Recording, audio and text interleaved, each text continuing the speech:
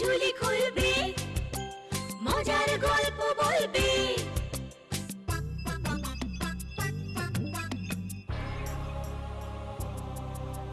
গা ছমছম কি হয় কি হয়, কখনো মজার কখনো বা ভয়।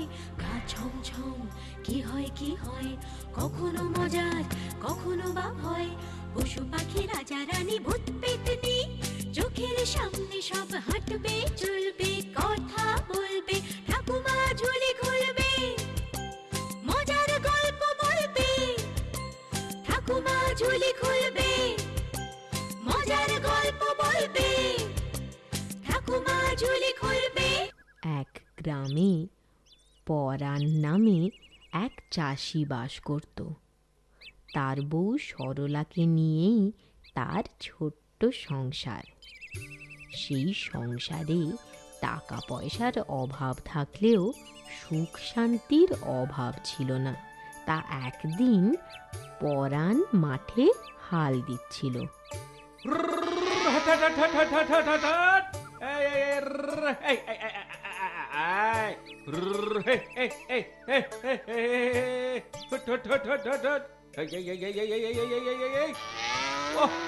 সূর্যিটার আজ বড্ড তেজ, রোদ্দুরে পিঠ যেন চরচর করছে। বলদ দুটোরও খুব কষ্ট হচ্ছে। আরে না না, এবার একটু জিরিয়ে নি, আর তোরাও একটু আরাম কর, বুঝলি? পরান্ডা, পরান্ডা, ও পরান্ডা, এই যে তুমি এখানে হাল দিচ্ছ, ওদিকে ঘরে? কি হয়েছে? ঘরে কি হয়েছে রে? তোর বৌদি ভালো আছে তো? আরে ভালো আছি, ভালো আছি, চিন্তা করো না। আমি ছুটতে পরে তোমায় একটা খুশির খবর শোনাতে এলুম গো। খুশির খবর? যাক বাবা, আমি তো খুব ভয় পেয়ে গেছিলাম।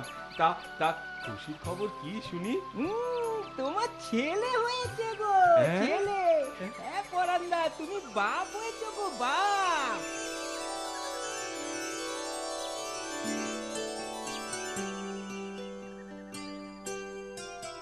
যাও পরাণ, যাও ঘরে গিয়ে ছেলের মুখ দেখো গে, যাও। চাঁদ পানা সুন্দর ছেলে হয়েছে গো তোমার।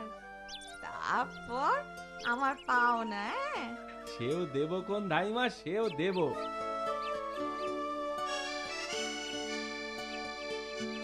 বুঝলি বউ, তোর ছেলেকে কিন্তু একেবারে তোর মতোই সুন্দর দেখতে হয়েছে। যা, হ্যাঁ, আমার তো মনে হয় তোমার মতো সুন্দর হয়েছে। ও তাই? এতদিনে আমার স্বপ্ন সার্থক হলো, কি বল?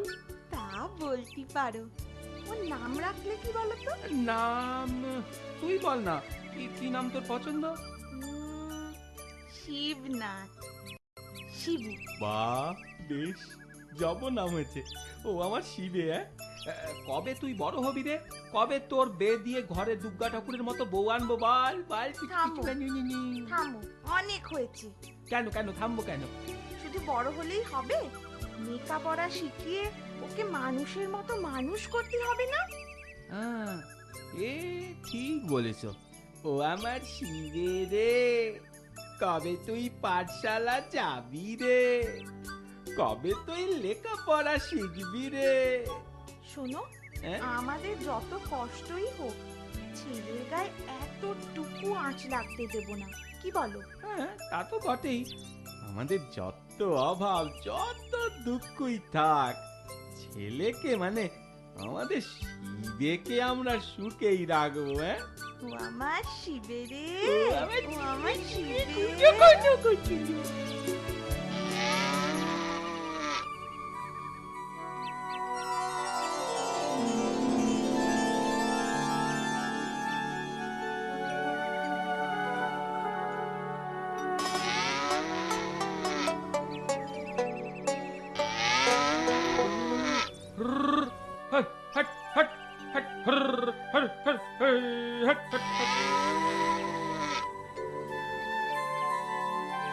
এই যে পরাণ, এই যে পরাণ, বলি এখনো তুমি হাল দিচ্ছ? কেন বলো তো বিষ্টুদা, এ কথা কইছো কেন? বলি জীবনে কষ্ট তো কম করলে না। ছেলে এখন বড় হয়েছে, লেখাপড়া শিখে ডাকঘরে কাজ পেয়েছে। আরে এই সময় তো তোমার আরামের সময়। না গো বিষ্টুদা, আরাম করা ভালো নয়। আরাম একটা কঠিন রোগ। যতদিন হাত পা চলে ততদিন কাজকর্মে থাকাই ভালো। হ্যাঁ, তা তো ভালো। তা তোমার ছেলেও তো বড় হয়েছে, এবার ওর বিয়ে দিতে হবে না? হ্যাঁ, সে চেষ্টাই তো করছি। দাও না, দাও না একটা ভালো মেয়ে দেখে। আছে নাকি তোমার সন্ধানে? না না না না না, ও ঘটকালি করে বদনামের বাগিয়ে আমি হতে চাই না। মানুষের মতি ঘুরতি কতক্ষণ? আজ যে ভালো কাল সে খারাপ হতেই পারে, তখন তো তোমরা আমায় গাল দেবে। ও ও ভয় তুমি পেও না বিষ্টেদা। হ্যাঁ, দাও না একটা ভালো মেয়ে দেখে। ও, আচ্ছা, বলছো যখন, মানে এত করে বলছো যখন, খুঁজে দেখবো খন। আর চলি তাহলে, বুঝলে? আর চলি। হ্যাঁ, এসো এসো, তবে আমার এই কথাটা ভুলোনি যেন। আরে না গো না, ভুলবো নি। তুমি মনে করো তোমার ছেলের বিয়ে একদম হয়েই গেছে। হ্যাঁ, পরান্দা গো, ও পরান্দা, পরান্দা, কি হয়েছে রে ভোলা? অত চেঁচাচ্ছিস কেন? সর্বনাশ হয়ে গেছে। বৌদি, বৌদি, কি হয়েছে তোর বৌদির? ওই গায়ের কুয়োতলায় জল আনতে গিয়ে আছাড় খেয়ে পড়েছে বৌদি। সে কি রে? মাথায় খুব চোট পেয়েছে গো, উঠে বসার ক্ষমতা নেই। কি বলছিস কি? হ্যাঁ গো, তোমায় খুব দেখতে চাইছে। তা আমায় না ডেকে বদ্যি ডাকলে পারতিস তো। আরে সেসব হয়েছে, বৌদিকেও খবর করা হয়েছে, তোমার ছেলে শিবেকেও তো খবর পাঠিয়েছি। আর দেরি করুনি পরান্দা, আর দেরি করুনি, এক্ষুনি চলো।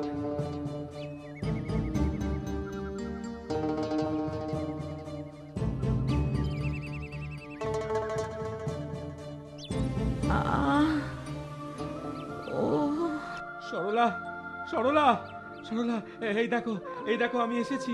কথা বলো সরলা, কথা বলো। অত তলা হয় না গো।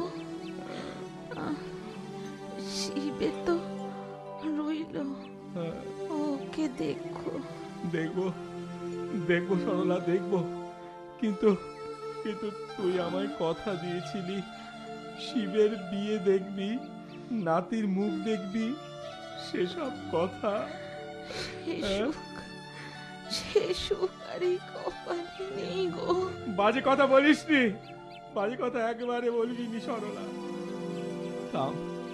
থাম বলছি, তোকে যেতে দিল্লি তো তুই যাবি। ও কবরেজ মশাই, ওকে যেতে দিও না, দয়া করো, কিছু করো।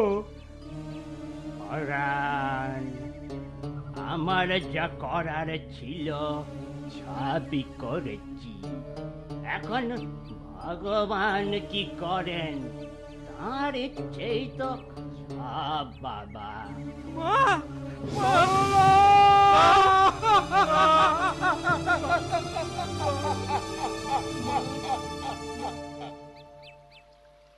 তা পরান্দা, এ বিয়েটা তাহলে পাকা করে ফেলি, কি বলো? তা করো, কিন্তু শিবের মা গত হয়েছে সবে তো 3 মাস, বছর না কাটলি। সে তুমি চিন্তা করুনি পরান্দা, বিয়ে বছর খানেক পরেই হবে খন, পাকা তো করে ফেলি।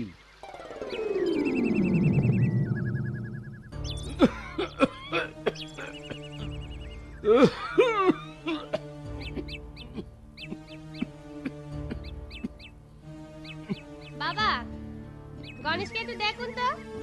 যাই, রান্নাঘরে যাই। যাও বৌমা।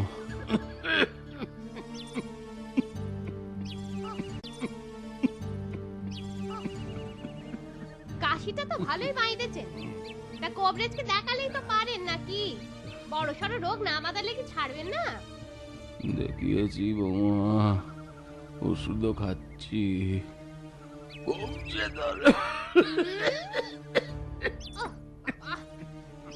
বুঝেছি, আমার দুর্গতি আরো বাড়লো। আর গণেশ, তুই আমার কাছে থাক। চল আমার সাথে। না, আমি দাদুর কাছেই থাকবো। দাদুর কাছে গল্প শুনবো। ও না রে বাবা, আর গল্প টল্প শুনতে হবে না, চল আমার সাথে চল। না আমি যাব না। যাবি নে? আবার মুখের উপর কথা, দৌড়।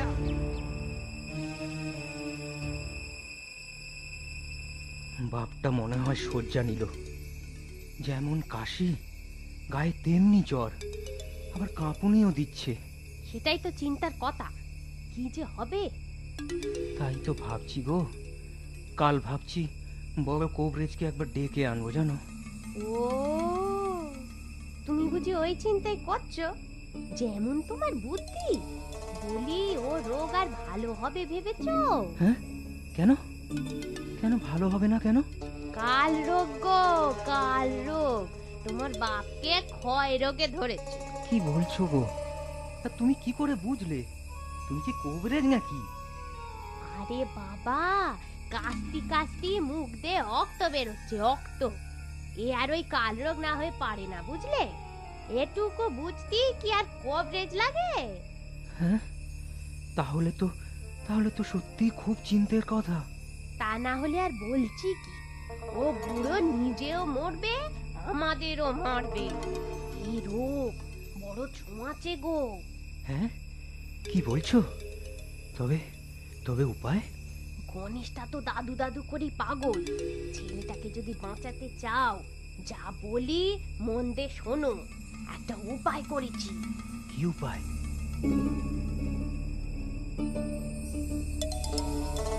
হ্যাঁ, এটা একটা কথা হলো? ছেলে হয়ে ও কাজ করি কি করে আমি? তবে মরো গোষ্ঠী শুদ্ধ। কিন্তু লোকে জিজ্ঞেস করবে না শিবের তোর বাপ কোথায়? বলবে নিখোঁজ হয়ে গেছে, খুঁজে পাওয়া যাচ্ছে না।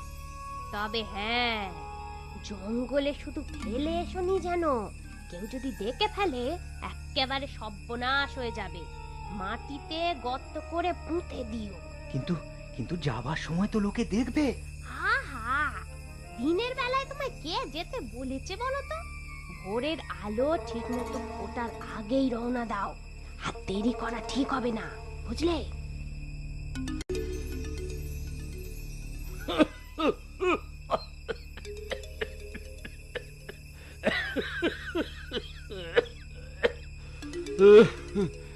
কে কে খোকা? শিবে নাকি রে? হ্যাঁ বাবা, চলো তোমায় নিয়ে যাই। আমায় নিয়ে আর কোথায় যাবি শিবে? কেন, কোবরেজ দেখাতে যাব। এই কাক ভরে দিনের আলো ফুটতে দে বাবা। না, তখন বড্ড দেরি হয়ে যাবে বাবা। এখনই চলো। আচ্ছা চল, কিন্তু আমার যে ওটার শক্তিও নেই রে। ও তুমি চিন্তা করোনি, ও সব নিয়ে তোমায় চিন্তা করতে হবে নি বাবা। আমি তোমায় পাঁজা কোলা করে গরুর গাড়িতে তুলছি এখন। চলো। এই নাও, আমি সব তৈরি করে রেখেছি। হ্যাঁ, দাও। বাবা পড়শিজিকে ওঠার আগেই বেরোতে হবে। কোথায় যাচ্ছ বাবা? এই তোর বাপ চাষের কাজে যাচ্ছে রে। হ্যাঁ, চাষের কাজে যাচ্ছি বাবা। আমিও যাব। আরে তুই গিয়ে কি করবি? আমিও চাষের কাজ শিখবো। তুমি যখন বুড়ো হবে, দাদুর মতো অসুখ করলে, আমিও ঠিক তোমারই মতো চাষ করতে যাব। না, যেতে হবে না। ও না, আমি যাব। আস্তে, লোকের ঘুম ভাঙাবি নাকি? কি যে করি এখন? চল আমার সাথে চল। ওহ, আরে বাবা, ওকে নিয়ে গেলে কি করে হবে শুনি? কি আর করি এখন বলো তো? ও তো ছোট নাকি, ও কিছু বুঝবে না, ছেড়ে দাও। চলো হাঁদারাম, চলো।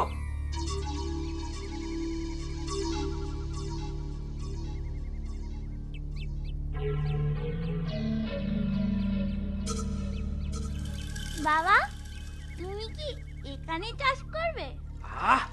অত প্রশ্ন করিস না তো। চাষ করবে যখন দাদুকে নিয়ে এলে কেন? বাপরে বাপ, প্রশ্নের শেষ নেই। এমনি করে চাষ করে বুঝি? চাষ নয় রে, চাষ নয়।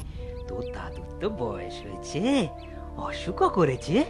লোকের বয়স হলি, অসুখ করলি, এমনি করে মাটিতে গর্ত করে পুঁতে দিতে হয়। দাদুকে পুঁতে দেবে? হ্যাঁ, দেব।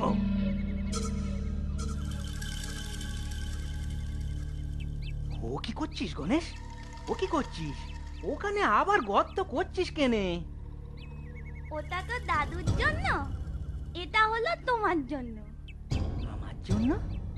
হ্যাঁ গো হ্যাঁ, একদিন তুমিও তো বুড়ো হবে, তোমারও তো অসুখ করবে, তখন তোমাকেও দাদুর মতো এখানেই পুঁতে দেব। কি বলছিস? আমাকেও পুঁতে দিবি? হ্যাঁ, তুমিও তো থাকবে দাদুর পাশে, তাই গর্তটা করে রাখি।